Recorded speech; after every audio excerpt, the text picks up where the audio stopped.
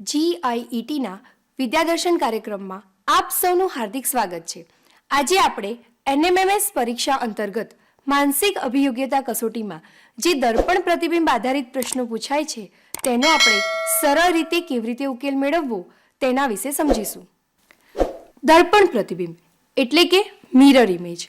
કોઈપણ આકૃતિને દર્પણમાં જોવાથી તે કેવી દેખાય છે તે જોવું એટલે દર્પણ પ્રતિબિંબ. કોઈપણ વસ્તુને દર્પણમાં જોવામાં આવે ત્યારે તેની દિશા ડાબેથી જમણી અને જમણેથી ડાબી બાજુ બદલાય છે. આ વાતને આપણે વધારે સારી રીતે સમજીએ. અહીં ઊભેલા બુઝો અને પહેલી જ્યારે દર્પણમાં એમનું પ્રતિબિંબ જુએ છે ત્યારે બુઝો એ જમણી બાજુ અને પહેલીએ ડાબી બાજુ દેખાય છે. એટલે જે ઊભા છે એનાથી એમની ડાબી અને જમણી બાજુ બદલાઈ જાય છે. તો વિદ્યાર્થી મિત્રો, તમે પણ જ્યારે તમારું આઈનામાં પ્રતિબિંબ જુઓ છો ત્યારે તમે અવલોકન કર્યું છે કે તમારી ડાબી અને જમણી બાજુ બદલાઈ જાય છે. જ્યારે આપણે આ પ્રશ્નોનો ઉકેલ મેળવીશું ત્યારે ખાસ આપણે આ પ્રશ્નોમાં પ્રશ્ન આકૃતિની ડાબી અને જમણી બાજુને જોઈ સમજી અને આપણે જવાબ આકૃતિ શોધવાની રહેશે. તો ચાલો આપણે આવી થોડી સરળ આકૃતિનો મહાવરો કરીએ. અહીં આપણને સ્ટારની એક આકૃતિ આપેલી છે અને એના માટે આ રહ્યા 4 વિકલ્પો A, B, C અને D. ચલો આ સ્ટારને આપણે દર્પણમાં જોઈએ. તો જ્યારે આપણે આ દર્પણમાં જોઈએ છીએ તો સ્ટારના જે ડાર્ક પાંખિયા છે કે જે પહેલાં ડાબી બાજુ હતા એ આપણને જમણી બાજુ દેખાય છે. તો અહીંયા આપણે જવાબમાં વિકલ્પમાં તપાસી લઈએ કે કયો વિકલ્પ આપણી દર્પણ આકૃતિ સાથે મેચ થાય છે. તો વિદ્યાર્થી મિત્રો, તમે જોઈ શકો છો કે B આપણો સાચો જવાબ છે. વધારે મહાવરો કરીએ તેથી આપણે સરળતાથી પ્રશ્નોનો જવાબ પરીક્ષામાં શોધી શકીએ. તો આગળનો પ્રશ્ન માટે તૈયાર થઈ જાઓ. ચલો આ રહ્યો પ્રશ્ન. અહીંયા આપણે જોઈ શકો છો તમને એરો આપેલો છે અને એરોની ડાબી બાજુ ડોટ આપેલું છે. એને આપણે દર્પણમાં જોઈએ. દર્પણમાં જ્યારે આપણે એને જોઈએ છીએ ત્યારે ડોટ આપણને જમણી બાજુ દેખાય છે. તો એના માટે આપણે આપણા વિકલ્પો તપાસી લઈએ. આ રહ્યા આપણા વિકલ્પો A, B, C અને D. આપણે જોઈ શકીએ છીએ કે જે આકૃતિમાં જવાબ આકૃતિ જે છે એમાં એ જમણી બાજુ છે, પરંતુ જે ઉલટ સુલટ જવાબ આપેલા છે આપણે જોઈએ છે કે વિકલ્પમાં ઘણા વિકલ્પોમાં ઉલટું આખો એરોની દિશા નીચેની બાજુ છે. તો એ જવાબ હોઈ જ ન શકે, કારણ કે દર્પણ પ્રતિબિંબમાં હંમેશા ડાબાથી જમણી અને જમણેથી ડાબી બાજુ બદલાય છે. ક્યારેય આકૃતિ ઉલટી થતી નથી, માટે એવા વિકલ્પો તો આપણે જવાબ તરીકે લઈ શકીશું જ નહીં. અને મિરરમાં જોતાં આપણને ખ્યાલ આવી જાય છે કે જે ટપકું આપણને ડાબી બાજુ દેખાય છે એ આપણને જમણી બાજુ છે. તો જવાબ આકૃતિ ચકાસીએ તો આપણો સાચો જવાબ છે B. આગળનો પ્રશ્ન જોઈએ. આ રહ્યો આપણી પ્રશ્ન આકૃતિ. પ્રશ્ન આકૃતિમાં એક સમઘન છે અને એ ત્રિપરિમાણીય રચના આપેલી છે. તો આને આપણે દર્પણમાં જોઈશું અને ત્યારબાદ આપણા વિકલ્પો ચકાસીશું A, B, C અને D.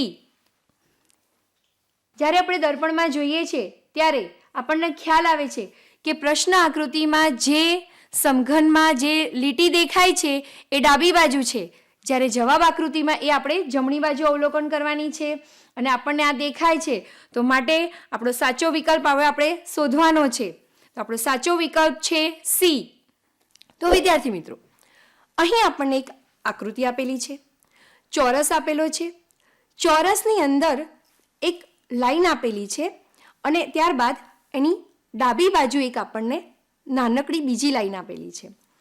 જ્યારે આપણે આ પ્રશ્ન આકૃતિ જોઈએ છીએ ત્યારે આપણે મગજમાં નક્કી કરી લેવાનું છે કે આ પ્રશ્ન આકૃતિમાં ડાબી બાજુ અને જમણી બાજુ, ડાબી બાજુ જે આપણને અહીંયા લાઈન દેખાય છે એ જ્યારે આપણે જવાબ આકૃતિમાં જોઈશું ત્યારે આપણને જમણી બાજુ દેખાશે. અથવા તો આપણે એવું પણ કરી શકીએ કે પ્રશ્ન આકૃતિની વચ્ચે એક કલ્પના કરીને ઊભી લાઈન વિચારીએ અને ત્યારબાદ આપણને જે જમણી બાજુ દેખાય છે એ આપણે ડાબી બાજુ જોવાનું છે. ચલો આપણે આના વિકલ્પો તપાસીએ. A, B, C અને D. આપણે જોયું કે પ્રશ્ન આકૃતિમાં ડાબી બાજુ લાઈન છે તો જવાબ આકૃતિમાં આપણે એને જમણી બાજુ જ દેખવાની છે. જમણી બાજુ આપણે એના અવલોકન કરવાનું છે. તો જ્યારે આપણે વિકલ્પો તપાસીએ છીએ તો તમે જોઈ શકો છો એ વિકલ્પ એમાં ડાબી બાજુ લાઈન છે જ નહીં, એટલે એ વિકલ્પ આપણો જવાબ તરીકે આવશે જ નહીં. ત્યારબાદ બી, સી અને ડી અવલોકન કરતાં આપણને જણાય છે કે જે લાઈન આપણી અહીંયા ડાબી બાજુ છે પ્રશ્ન આકૃતિમાં એ આપણે હવે અહીંયા જમણી બાજુ જોવાની છે. તો આપણને અહીંયા બી વિકલ્પમાં દેખાય છે, માટે આપણો જવાબ છે બી વિકલ્પ. ચાલો વિદ્યાર્થી મિત્રો, આપણે બીજો પ્રશ્ન જોઈએ. અહીં પ્રશ્નમાં તમને એક ચોરસ છે, એની વચ્ચે લાઈન છે અને ત્યારબાદ એરો છે. આપણે અવલોકન ખાસ એ કરવાનું છે કે આ એરોની દિશા એ જમણી બાજુ છે. હવે આપણે આપણા વિકલ્પો તપાસીએ. એ, બી, સી અને ડી. વિદ્યાર્થી મિત્રો, તમને ખ્યાલ આવી ગયો હશે, આપણું ધ્યાન ડાબા અને જમણા તરફ હોવું જોઈએ કે પ્રશ્ન આકૃતિમાં ડાબી બાજુમાં શું છે અને જમણી બાજુમાં શું છે. તો અહીંયા આપણે પ્રશ્ન આકૃતિમાં જોઈ શકીએ છીએ કે એરોની દિશા એ જમણી બાજુ છે. હવે આપણે આપણા વિકલ્પો જોઈએ છીએ તો એમાં જમણી બાજુ દેખાય છે, જ્યારે બાકી સી અને ડી જે વિકલ્પ છે એમાં એરોની દિશા નીચેની બાજુ છે, જે આપણા જવાબ હોઈ જ ના શકે. હવે તમને ખ્યાલ આવી ગયો હશે કે ક્યારેય આકૃતિ ઉલટ થઈ જાય છે, એનો મતલબ ઉલટાઈ જાય છે, તો એ આપણો જવાબ ક્યારે હોઈ શકે નહીં. આપણે ફક્ત પ્રશ્ન આકૃતિ જોઈ અને એમાં એની ડાબી અને જમણી બાજુમાંથી કોઈ એક એવો શેપ નક્કી કરી અથવા તો કોઈ એવી નિશાની જોઈ અને એનું અવલોકન આપણે જવાબ આકૃતિમાં કરીશું તો આપણને સરળતાથી મળી જશે. ચલો હવે આગળ બીજો પ્રશ્ન જોઈએ. આ રહ્યો આપણો પ્રશ્ન. પ્રશ્ન આકૃતિમાં ચોરસની અંદર ચોરસ છે અને ત્યારબાદ ડાબી બાજુ નીચેની બાજુ એક નાનકડો બીજો ચોરસ છે.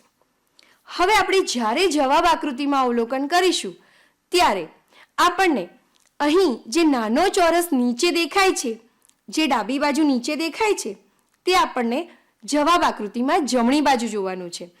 એટલે આપણું અવલોકન કરવાનું, આપણે અવલોકન એ કરવાનું છે કે આ જે નાનો ચોરસ છે એ જમણી બાજુ હોવી જોઈએ. તો આપણે આપણા વિકલ્પો ચકાસી લઈએ. એ, બી, સી અને ડી. અહીંયા આપણે જોઈ શકીએ છીએ કે એ વિકલ્પમાં ચોરસ નાનો ઉપરની બાજુ છે, તો એ આપણો જવાબ હોઈ જ ના શકે. બી વિકલ્પમાં ડાબી બાજુ ઉપર છે, એ પણ આપણો ના હોઈ શકે. સી વિકલ્પમાં નીચેની બાજુ છે, જ્યારે ડી વિકલ્પમાં જમણી બાજુ છે. પ્રશ્ન આકૃતિમાં ડાબી બાજુ છે નાનો ચોરસ, જ્યારે જવાબમાં અહીંયા જમણી બાજુ છે, માટે આપણો સાચો જવાબ છે ડી વિકલ્પ. તમને ખ્યાલ આવી જ ગયો કે જે વસ્તુ આપણે પ્રશ્ન આકૃતિમાં જમણી બાજુ જોઈએ છીએ તે આપણે જવાબ આકૃતિમાં ડાબી બાજુ જોવાનું છે. આગળનો પ્રશ્ન. અહીં તમને ચોરસ આપેલું છે, અંદર વર્તુળ અને એક એરો આપેલો છે. એરોની દિશા ડાબી બાજુ છે, તમને ખ્યાલ આવી જ ગયો હશે. હવે આપણે અવલોકન એને જમણી બાજુ કરવાનું છે. તો આપણે આપણા વિકલ્પો ચકાસીએ.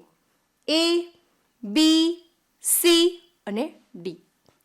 અહીંયા આપણે જોઈ શકીએ છીએ કે પ્રશ્ન આકૃતિમાં જે એરો ડાબી બાજુ દેખાય છે એ આપણે જવાબમાં જમણી બાજુ જોવાનું છે, જ્યારે સી અને ડી વિકલ્પમાં તો એ નીચેની બાજુ છે. તો આ બે વિકલ્પો તો પહેલાં જ આપણા સાચા જવાબની નજીક છે જ નહીં. હવે આપણે એ અને બી વિકલ્પ ચકાસી લઈએ. તો આપણે જોઈ શકીએ કે પ્રશ્ન આકૃતિમાં જે ડાબી બાજુ ઉપર છે એટલે જવાબ આકૃતિમાં જમણી બાજુ, માટે સરસ, મારા પહેલાં તમે જવાબ બોલી ગયા. જવાબ છે આપણો બી વિકલ્પ. ખૂબ સરસ. ચલો હવે આગળનો પ્રશ્ન જોઈએ. અહીં પ્રશ્નમાં તમને એક ચોરસ છે અને એના ઉપર અર્ધવર્તુળ છે. બહુ સરસ વિદ્યાર્થી મિત્રો, તમે પહેલાં જ એની દિશા નક્કી કરી લીધી. અર્ધવર્તુળ એ ડાબી બાજુ છે, એટલે આપણા જવાબમાં હવે ક્યાં આવશે? જમણી બાજુ આવશે. હવે અહીંયા આપણે વિકલ્પો ચકાસી લઈએ.